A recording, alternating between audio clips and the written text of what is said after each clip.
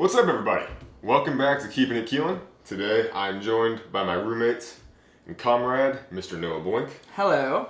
And we have been watching WandaVision every Friday, religiously. Every Friday morning. Yes, sir. And today, we are going to be discussing what we enjoyed or didn't enjoy, or what we thought of the series overall. Let's get into it.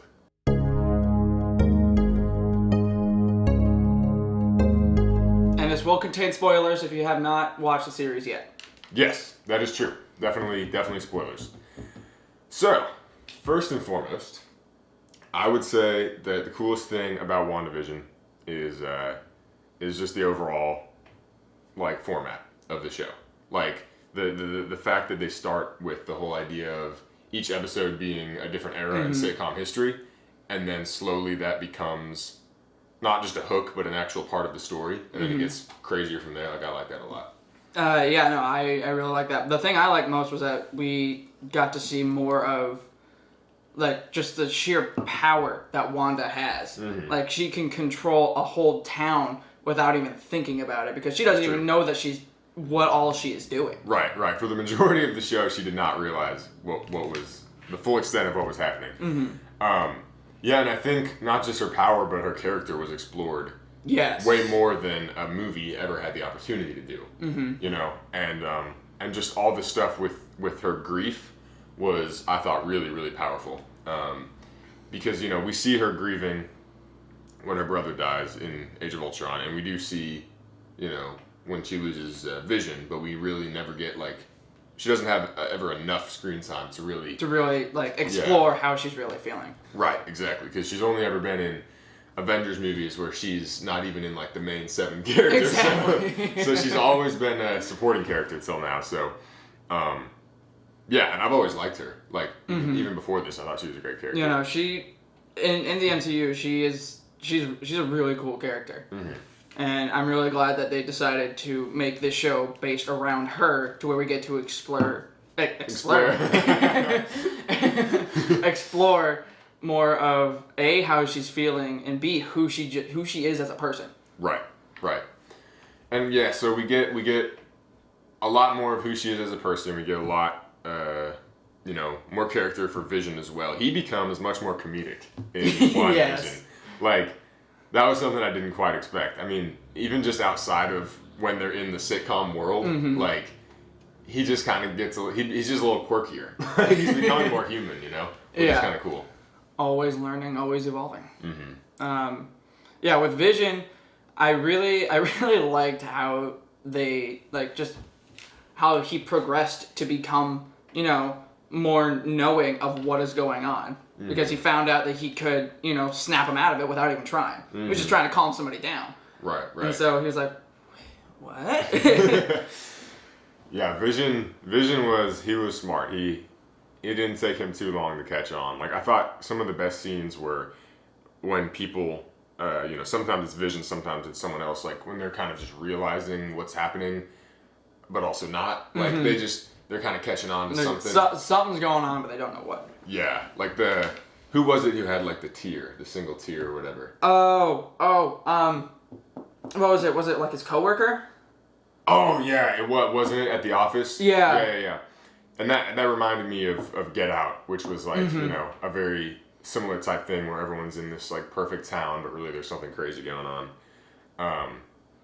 Those kind of stories where I've always said this about the horror genre, when there's something going on that a bunch of people know or a select few people know, but the audience doesn't know, that's really scary. Yeah. Because it's there's something happening and it's just unspoken and no one knows what it is. Beekeeper. Yeah, exactly. Which turned out to just be... It was just somebody trying to go in and see what was going on. Yeah. It was also just really fun in the beginning. I remember we had a fun time just piecing together what sword was. Yes. Because we noticed the sword emblem on the notebook and the end credits scene. And on Monica's necklace. Yeah. Yeah, sword is pretty cool. And the what is it, the sister company to S.H.I.E.L.D., but lesser known and not nearly as big. Right. Another thing that I really liked was how they kept Agnes's like whole storyline completely like off the radar until they're like, hey, she's a bad witch. Right. Like, yeah, that came out of left field. Like, I mean, we expected and you predicted that she would be the bad guy. We both knew something was up with her. It's always the best friend. It's always the best friend. Yeah. But the whole idea of her being like from the Salem witch trials, like we did not call that. Cool. So that was a really cool. And then when we found out her actual name, Agatha Harkness, her name Agnes made a lot more sense. Right. She's such a cool character. Oh, Agnes is the end of Harkness. I didn't even put that together. You didn't? No, I just thought Agnes just sounded like Agatha. No, it's Harkness. Agnes. Yeah. Okay. You learn something here every day. Let's see. Monica was a very cool character. I wish we could have seen more of her powers, though. Yeah. Like, we only really got to see what all she could do in the final episode, and even that, she would just let bullets go through her, and that was it. Right. Like, as far as I can remember.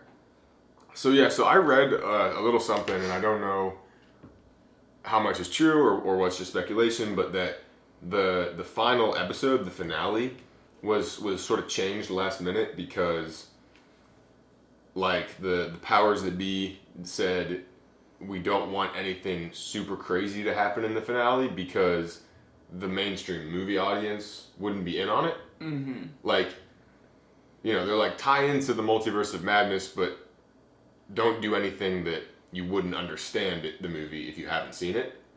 So like, they said that the whole thing with Quicksilver, there's more to see there. They just didn't want to reveal it in the finale.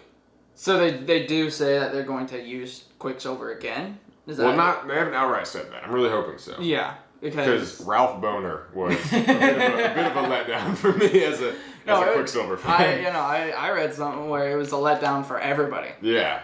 Everybody that watched the show was like, oh my god, it's Quicksilver from the X-Men, oh my god. that was literally me. The day that episode. Our footstool took a beating. Yeah, that was wild. But there were so many people that were not happy with how that turned out. Yeah. Because they thought that WandaVision was going to introduce the multiverse and that's how they were going to do it, and then they just completely pushed that aside. Yeah. So the finale was really cool, but there were just a few areas that we thought would be addressed more that weren't. Like, we thought we'd see a little bit more of, like, Monica and her powers. We thought we'd see more of an explanation for Quicksilver. Mm-hmm. But they really do make it seem like those guys are going to appear again. Yes, I really hope they do. And the whole thing with Monica and Quicksilver in the final episode really confused me. Like, they were so much of an afterthought that they didn't even participate in any of the fighting. Right. That's true. For some reason, he just wouldn't let her leave. Unless I missed something in the previous episodes. It just seemed like he wouldn't let her leave because some reason that I don't know.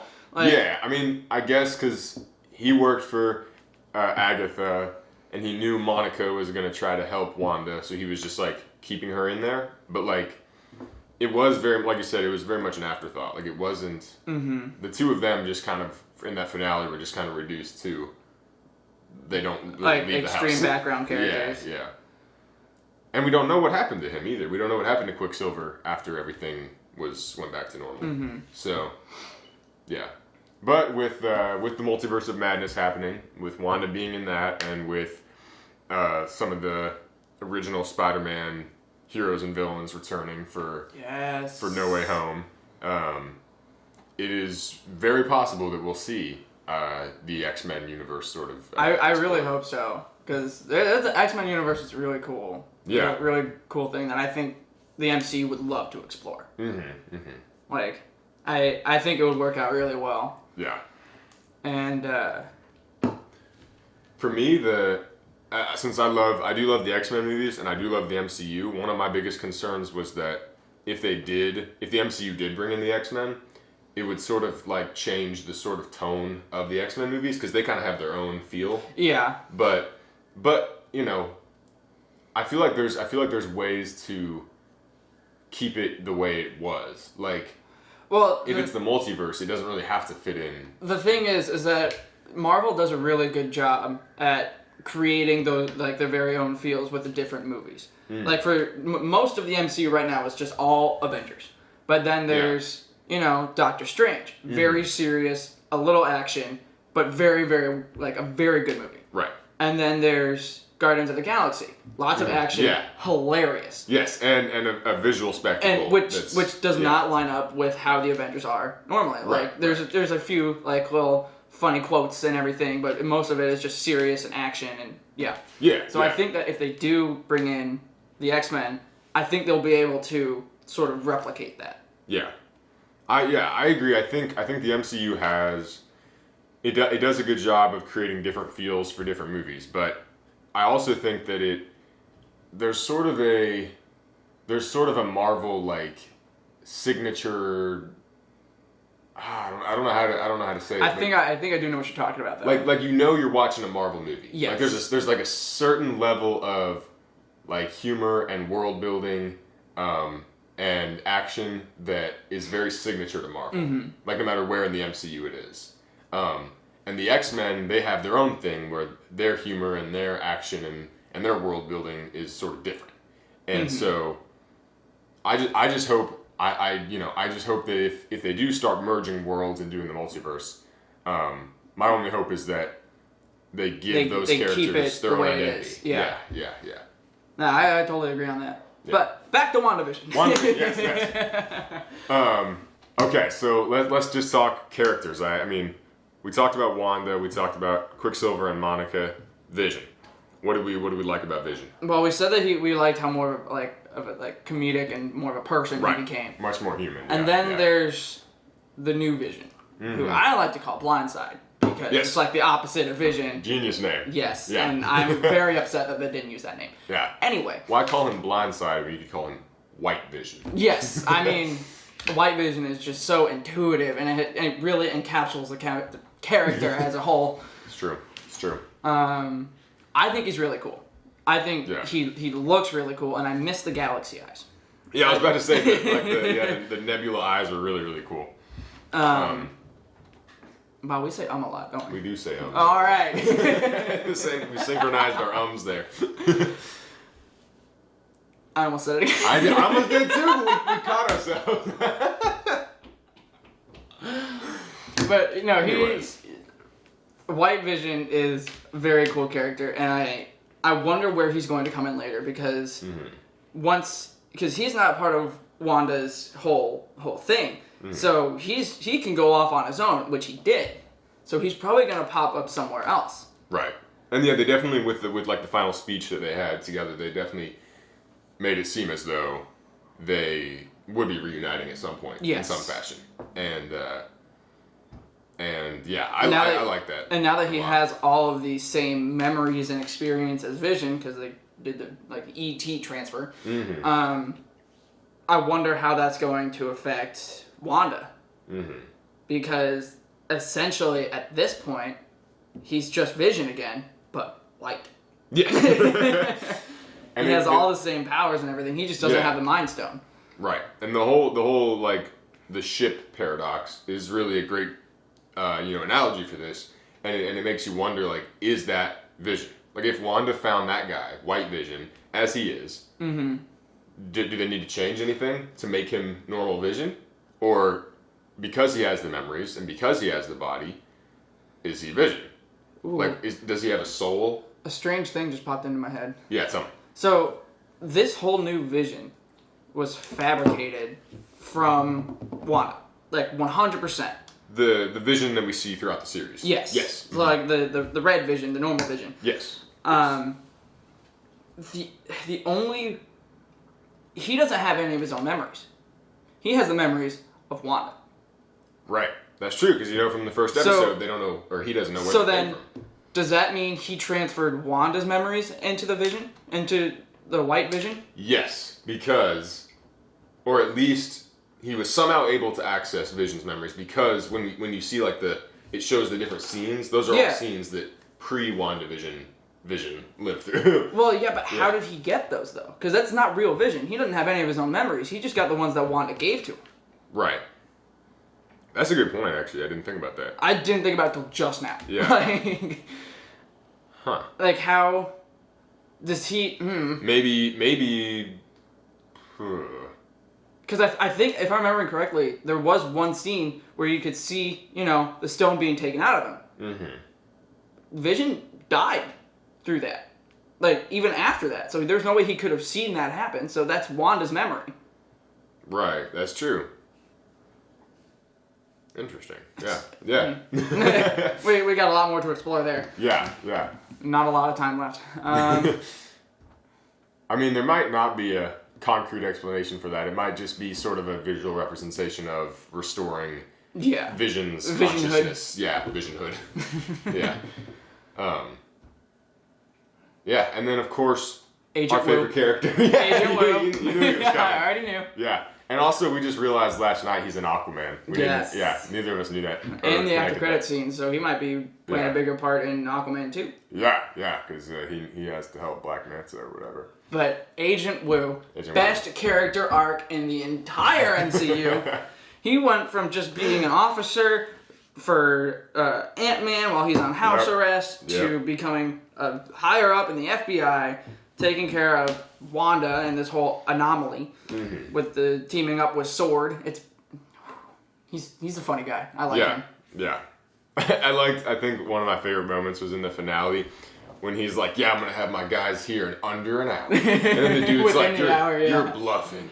And then he calls the guys, he's like, I need you here. Within the hour would be great. No, I think my favorite thing that they did with just a character was Darcy. Yes, I did not expect Darcy to be I love the fact that they gave Darcy a whole new meaning in the MCU, because after Thor: Dark World, she just kind of fell off the radar because she wasn't even in Ragnarok.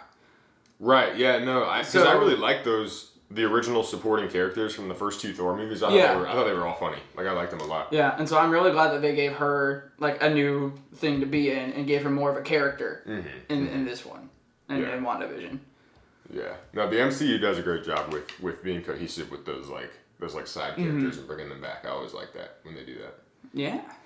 Yeah. No, Darcy was great. Wu was great. Gray-haired general guy was a jerk. We didn't like him. No. Gotta nuke him. Yep. What was your favorite television era that they did? Oh, well, I didn't like any of the intros. Those were interesting. I think my favorite of when they were still doing the progressing time was the one where they had to do the magic show. I don't remember which episode that was or which era that was. I think that was the second episode. I think. When he fucking frickin' swallowed the gum. You're gonna have to cut that out. No, we've had cursing on Keeping It Keilan from other guests. So okay, cool. Don't worry about it. When he swallowed the gum and it gummed up the words. Yeah, I forgot about that. That was a stupid joke, but I enjoyed it. Yes, that was great. He just acted all drunk and everything. And I don't know why that just tickled my fancy. Yeah, the logic they used in some of those first few episodes, like when Wanda would just straight like when the chicken became like a basket of eggs. Nobody questioned it. Just like the really goofy old school sitcom logic. Oh, and the kids. We haven't talked about the kids yet. So one got Quicksilver's powers. One was super duper fast. Yeah. Which didn't make sense in retrospect now. Because Wanda still has Quicksilver in her blood. They're still related. Well, not to this Quicksilver. Okay, true. And then the other one, I couldn't figure out if he just had Wanda's powers or he had a combination of Wanda's and Professor X's powers. Yeah, it did seem very much more mental. It seemed very doing the sort of freezing everybody in time. That's a signature Professor X move. Mm-hmm. Yeah, but I think it was Wanda's just with different colors. Yeah, I think. But yeah, the kids were interesting. The kids were really good, and they came out with Funkos already for them too, which I'm wanting to get. Also, we have 1 minute. We got 1 minute. All right, yeah, we're trying to wrap this up because of my friggin' video camera that cuts it off at 25 minutes. Yeah. But I think this has been a very good discussion Yes. of WandaVision. This is, if you have somehow sat through this entire episode and have not seen WandaVision, it's probably spoiled now, but you'll still enjoy it. It's a great show. It's a very, very good show. So yeah, go ahead, leave your comments and tell us what you thought of WandaVision. If you agree with our hot takes on the series, tell us your opinions. Tell us what you think is going to happen with Quicksilver and Monica. And, I really hope they bring him back. Yeah, I hope they bring back both of them. They're very good characters. And yeah. All right, everybody. Don't forget to subscribe to Keilan Morrissey's channel or visit Keilan.com for more pop culture videos, mental health videos, adventure videos, feature films, fan films, you name it. All right. Yeah. I'm really killing it with this outro. All right, everybody. Peace and love. See you guys.